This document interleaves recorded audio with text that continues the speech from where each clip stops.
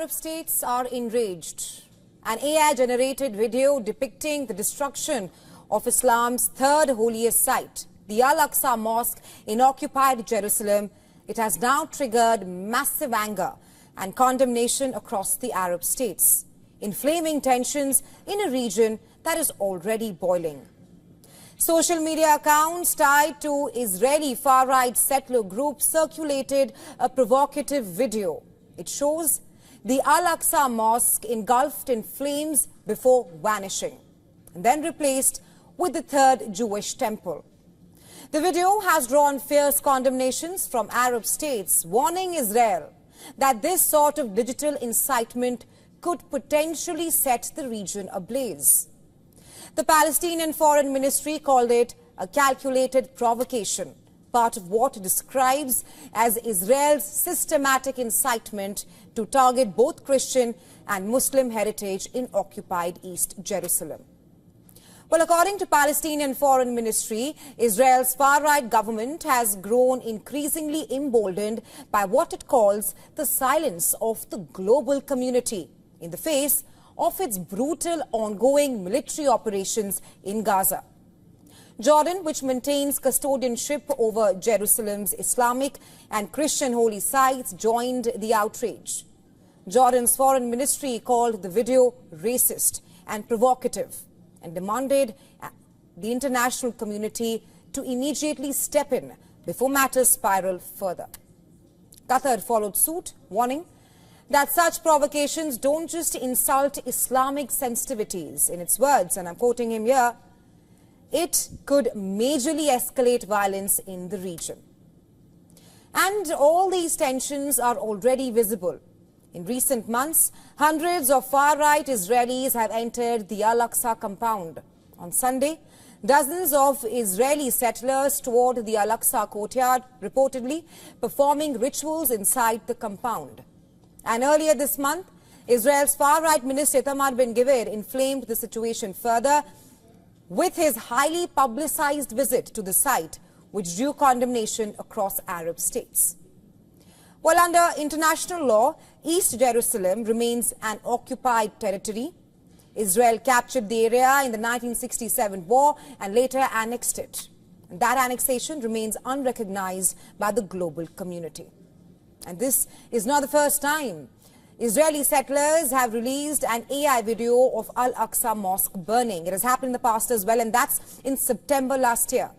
They circulated a similar video where Al-Aqsa Mosque was in flames, with the video carrying a caption, "Coming soon in these days," a possible reference to the third Jewish temple.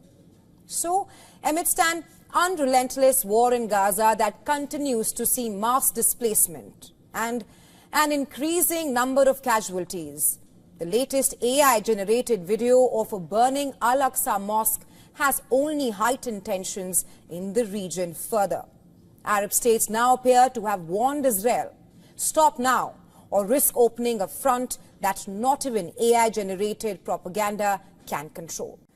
Pope Francis, the charismatic Argentine pontiff who redefined the modern papacy, died at the age of 88. Known as the People's Pope, Francis leaves behind a transformed Catholic Church, more compassionate and engaged with contemporary issues, yet still anchored to its ancient traditions. Take a look.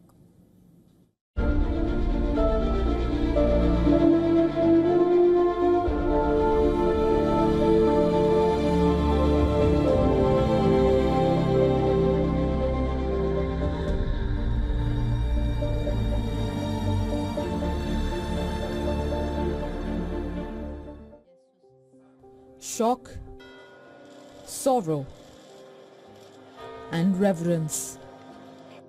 The world reels as Pope Francis, the people's Pope, breathed his last. His death marks the end of a papacy that shattered conventions, upended tradition, and left the Catholic Church forever changed. Fratelli e sorelle, vi lascio grazie tante dell'accoglienza. Pregate per me. Elected in 2013, he became the first pope from the Americas and the Southern Hemisphere. From the beginning, he made clear that his was a mission of proximity, not privilege. "My people are poor, and I am one of them," he once said. The 266th Pope refused the palatial apostolic apartments, choosing instead to live in a modest Vatican guest house. Before becoming Pope, Jorge Mario Bergoglio, born in Argentina to Italian immigrants, he worked various jobs, including a nightclub bouncer. We feel enormous sadness. He was a pope who was very committed to the poor, to those in need. He was humble. He will be greatly missed. The Argentinian pontiff ushered in a swathe of reforms over his 12-year papacy. Under his leadership, the Vatican underwent financial reforms, including the conviction of one of his own top aides, Cardinal Angelo Becciu, in a major financial scandal. His legislative impact was vast. He rewrote the Vatican Constitution and reshaped its legal system. For the late Pope Francis, love for humanity transcended religion. He visited refugees, kissed the feet of prisoners, and prayed at mosques and synagogues. 3 years ago, on a visit to Canada, he apologized to the indigenous people for how they were wronged at residential schools. Pope also appointed the first female Undersecretary of the Synod of Bishops, starting a seismic shift in a church long paralyzed by patriarchy.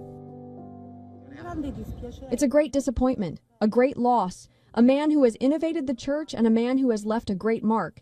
And this, his absence, causes great pain. If I had to describe Pope Francis, the most important thing would be his work for the unity of the Church, his fraternity and humility. A man that was very close to the young people, a very sensible man in his words. Francis denounced indifference shown to migrants and kept urging Europe and other countries to open their doors to those seeking better lives. The pontiff was outspoken about Israel's military campaign in Gaza, calling the humanitarian situation in the Gaza Strip very serious and shameful. From the bloodshed in Ukraine war to climate change, the Pope never minced his words. Pope Francis was history's first Latin American pope. He was history's first Jesuit pope. And he was the first one to name himself after St. Francis of Assisi. That Franciscan friar was a real lover of nature, and that message really came through in the emphasis that Pope Francis placed on caring for the environment. He made climate change and the need to combat it a real hallmark of his papacy. He wrote an entire encyclical about the environment. He remained hospitalized for 5 weeks, suffering from severe double pneumonia.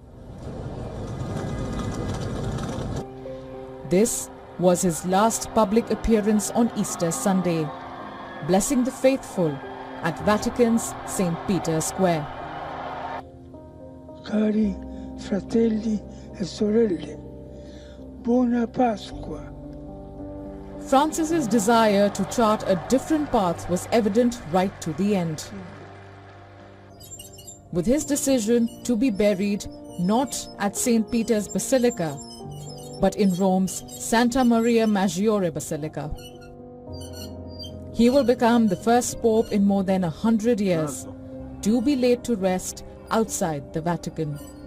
Well, from one war front to another, and we are now shifting our focus to the Russia-Ukraine war, where it looks like Russia is ramping up pressure on Ukraine's eastern front. Recently, Russia has reportedly redeployed drones, signaling what appears to be a preparation for a summer offensive in Ukraine's Donetsk region. With Ukraine peace talks stalled, it looks like Russia is now preparing for a long summer war. Reports suggest that Russia has transferred drone units from its Kursk region to the Toretsk area in Ukraine's Donetsk. According to analysis from the Institute for the Study of War, these units are currently operating towards a town called Kostyantynivka, and experts suggest that Russia may focus offensive on this area in the spring and summer of this year. And this does not come as a surprise, as fighting in eastern Ukraine has intensified recently. Kostyantynivka is located about 15 kilometers from the current front line. It is reportedly suffering from Russian shelling. The town is situated between two major defense points in the Donetsk region, which are Chasiv Yar and Toretsk. Just this past week, active fighting was reported at multiple locations along the front line. Hostilities continued in the border area between the two countries, with Russian troops making new advances in the Donbas region. They have now advanced on the flanks of Pokrovsk, which has been described as the largest strategic city, which is still under Ukrainian control. Recently, Russian troops have also expanded their zone of control to the southwest of the city, claiming to capture two villages there. And also a major factor in Russia's advances on the battlefield, it has been the extensive use of Gerin-2 kamikaze drones. Now, these drones have been credited for striking various military targets in Ukraine. And these Gerin-2 kamikaze drones, it has played an increasingly important role in Russian war efforts recently. These drones have reportedly served as key supplements to long-range missile strikes and sometimes substituting for more sophisticated munitions. What's more, the Geran's smaller counterpart, the Gerbera, has reportedly been upgraded. These smaller drones have been used alongside their larger counterparts, serving as decoys to uncover anti-aircraft positions and further exhaust ammunition without carrying explosives. Now, it appears that these smaller drones have now been converted into full-fledged kamikaze UAVs. As far as diplomacy is concerned, progress seems non-existent at this point of time between Ukraine and Russia. Just last Friday, U.S. Secretary of State Marco Rubio warned that the United States could end its efforts to stop the Ukraine war within days if there are no signs of progress. He said that if it is not possible to end the war in Ukraine, then we need to move on. He said this as he departed for Paris, where he had held high-level talks with European and Ukrainian officials. Now, Rubio's comments just shows the mounting frustration within the Trump administration over the lack of progress in stopping the three-year-old war. And this is despite the U.S. proposing a framework which reportedly includes Trump administration's willingness to recognize Russian control of Crimea. Well, later on Friday, President Trump also told reporters in the Oval Office that Rubio was right, but he did not provide a specific timeline for when the U.S. might withdraw from its efforts. He just said, and I'm quoting Trump here, "No specific number of days, but quickly, we want to get it done."